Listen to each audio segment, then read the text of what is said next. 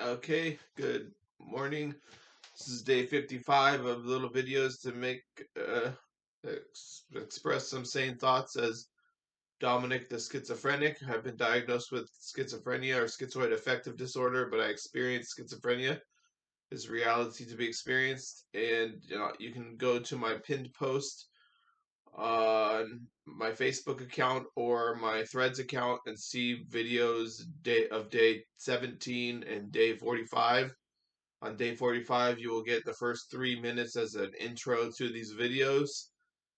And on day 17, you will get the synopsis of why I decided to use the terminology of schizophrenic rather than targeted individual. And so I make these little videos to express sanity, even though the world turned it around on me and said that I was insane. And so that's the purpose of these videos, and to practice being on camera for life skill going forward in whatever I do. Okay, so today I'm making a little video and I'm gonna get into some of my talking points today. The first thing I was gonna do is I didn't restart, but I picked up my book called "A Language Older Than Words" by Derek Jensen. He is an anti-civilization resistance leader, and I don't follow him. I'm not like a follower of his, but I do read his stuff because he has interesting thoughts. And so I find his books really worthwhile. They have facts too, and so it's not just his thoughts; it's facts and thoughts. And so I was reading in there, and one of the things he talks about is that our culture has like a death urge, and that's one of his themes of his book is like the death urge and the language older than words. And he discusses in that book, in the most recent pages I was reading, he was discussing some like our death urge has resulted in us creating 9 quadrillion doses of deadly doses of uh, plutonium, and for our nuclear weapons and all that and everything. And so like he he he worked it all out, and it was 9 quadrillion doses of deadly doses of plutonium. And he says if this culture that we have, when we're talking about culture wars and we're talking about political fights or whatever, if the dominant culture that we have in this country wins and they rule the day for the rest of eternity here, or even in the next 50 years, then we're going to face an apocalypse. And so that's an interesting idea, and um, gives us some urgency to say, like, we cannot let this happen. And, so now I wonder a little bit, like, what about the UFO technology here? Like, could the UFO technology help save civilization and the planet and people at the same time? And I don't know, but supposedly it can. Supposedly torsion field and all that technology is clean, and it uh, has an ability to really liberate the planet here. And so I don't think Jensen talks about those kind of things. I don't think he's really into those kind of things. So I don't know where those would fall in line. Maybe he would say like, no, it's not going to do it.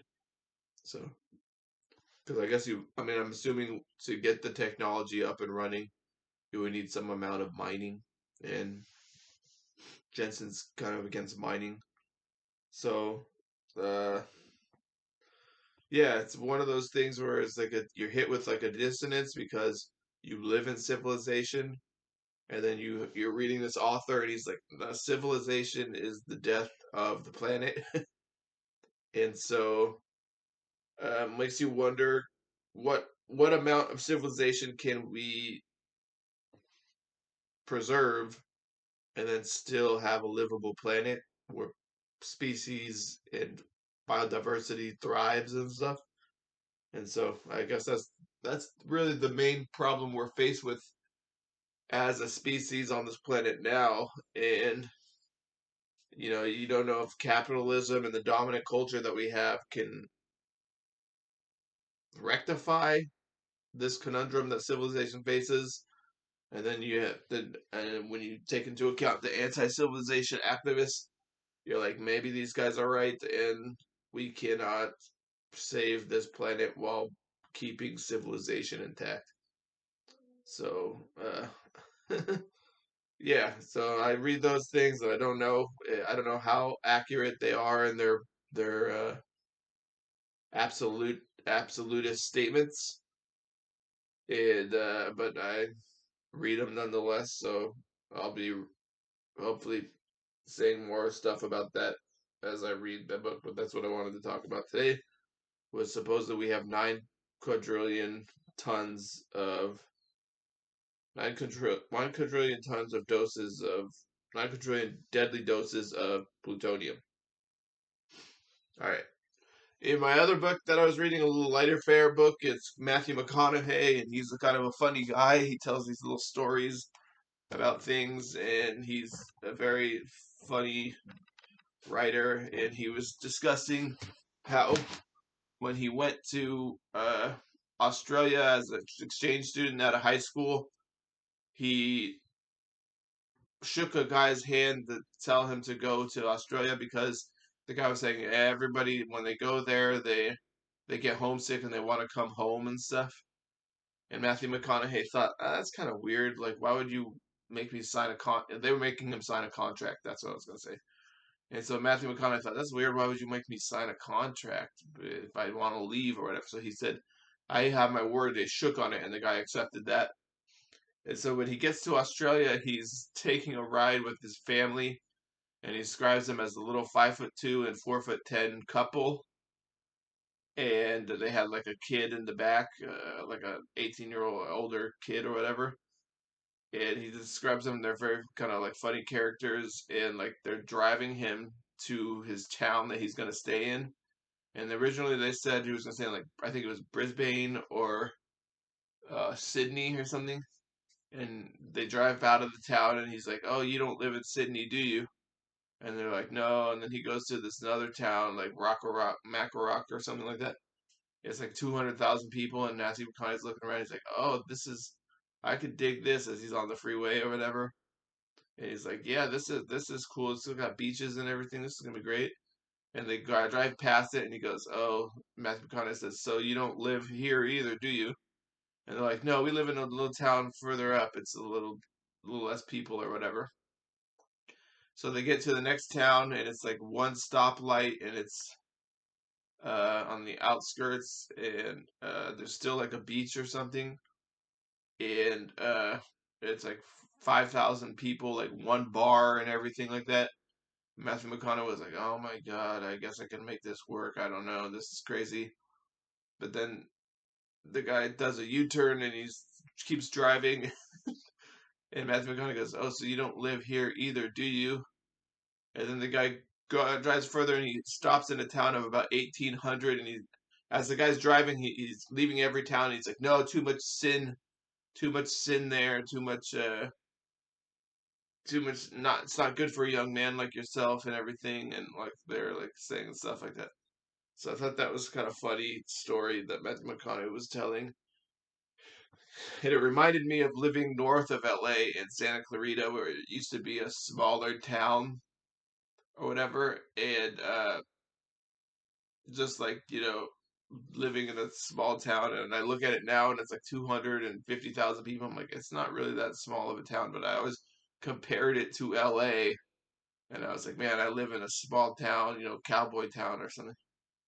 It still has the cowboy stuff, but yeah. Anyways, so that was Matthew McConaughey's book, and I thought it reminded me of Santa Clarita, even though Santa Clarita now has like 250,000 people. So okay. All right, I saw the Captain America movie, and some of my thoughts on that is it touched on mind control, it touched on, I guess, a little bit DEI and the way the government abused black soldiers. Like, the Isaiah character is a super soldier who did all these missions, but he didn't get the fanfare that Captain America Steve Rogers got, and he. I don't want to give away the movie, but it does touches on mind control. It touches on uh, mineral extraction and politics, geopolitics, and things like that, and manipulative things and black budget programs like CIA black ops programs and stuff for black budget programs. And so Harrison Ford's character is the president, and I guess he's supposed to be this guy named William Hurt, or I'm not sure exactly who he's supposed to be, but yeah. So it's a good movie. I enjoyed it.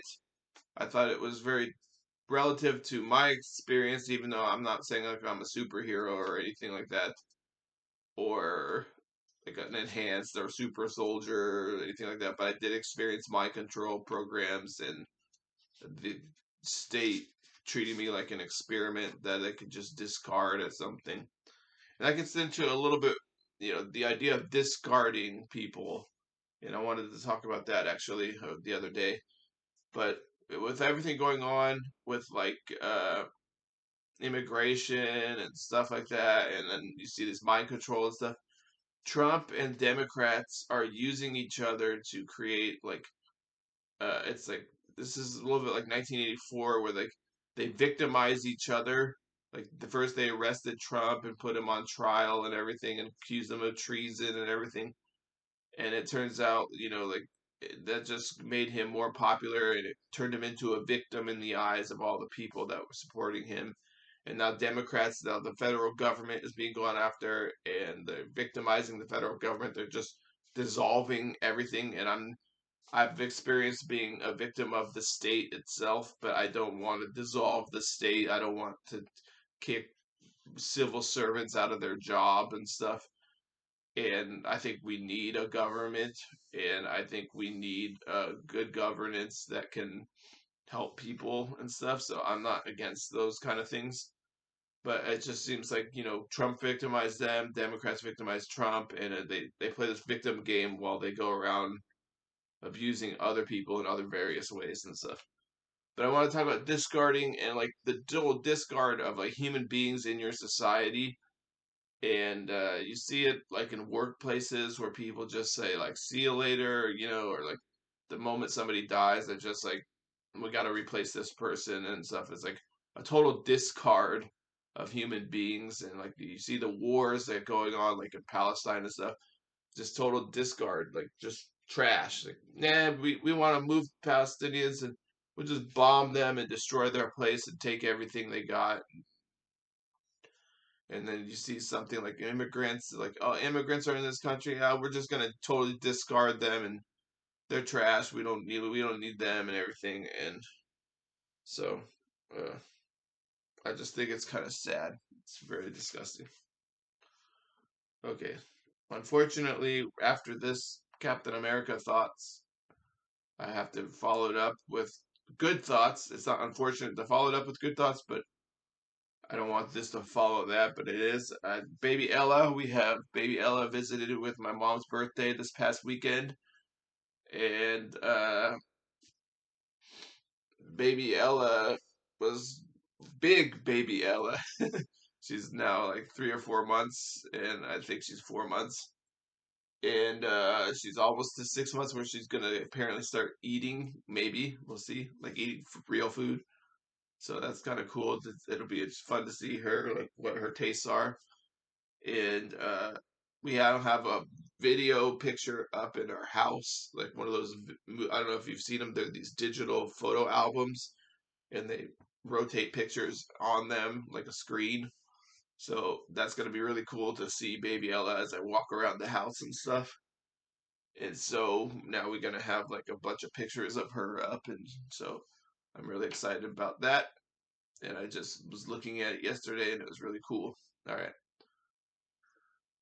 So I'm trying to go ahead and create like a small ending here to these videos. So that's what I was going to talk about today. I actually had more to talk about, but I can talk about it at another time.